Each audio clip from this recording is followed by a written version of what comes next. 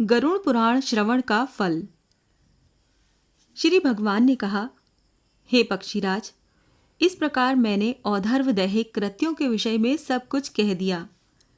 मरणा शौच में 10 दिन के अंदर इसे सुनकर व्यक्ति सभी पापों से मुक्त हो जाता है। ये परलोक संबंधी कर्म पितरों को मुक्ति प्रदान करने वाला है और परलोक में तथा इस लोक में भी पुत्र को वांछित फल देकर सुख प्रदान करने वाला है।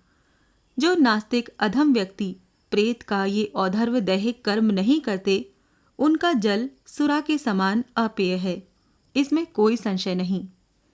देवता और पितृगण उसके घर की ओर नहीं देखते, अर्थात दोनों की ही कृपा दृष्टि उन पर नहीं होती और उनके पितरों के कोप से पुत्र पौत्र आदि की भी दुर्गति होती है।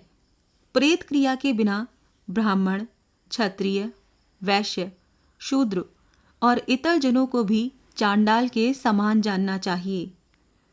जो इस पुण्यप्रद प्रेत कल्प को सुनता और सुनाता है, वो दोनों ही पाप से मुक्त होकर दुर्गति को नहीं प्राप्त होते हैं।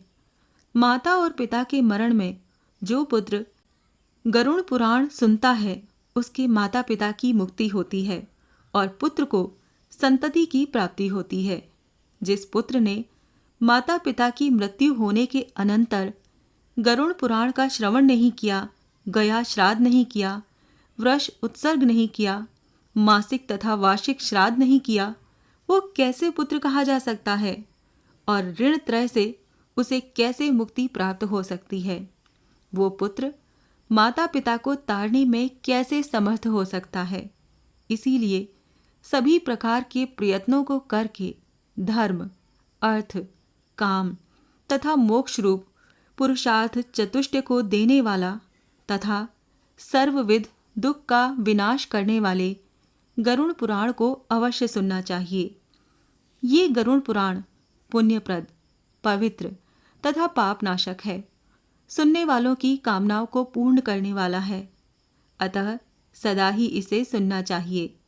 इस पुराण को सुनकर ब्राह्मण विद्या प्राप्त करता है, क्षत्रिय पृथ्वी प्राप्त करता है, वैश्य धनाढ्य होता है और शूद्र पातकों से शुद्ध हो जाता है।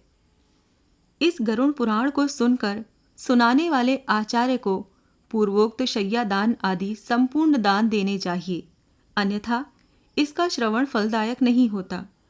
पहले पुराण की पूजा करनी चाहिए, तदंतर वस्त्र, अलंकार, गोदान और दक्षिणा आदि देकर आदर पूर्वक वाचक की पूजा करनी चाहिए। प्रचुर पुण्य फल की प्राप्ति के लिए प्रभूत, अन्न, स्वर्ण और भूमि दान के द्वारा श्रद्धा भक्ति पूर्वक वाचक की पूजा करनी चाहिए। वाचक की पूजा से ही मेरी पूजा हो जाती है, इसमें संशय नहीं, और वाचक के संतुष्ट होने पर मैं भी संतुष्ट हो जाता हूँ, इसमें भी कोई संशय नहीं। इस प्रकार गरुड़ पुराण सारोद्धार संपूर्ण हुआ। ओम विष्णवे नमः।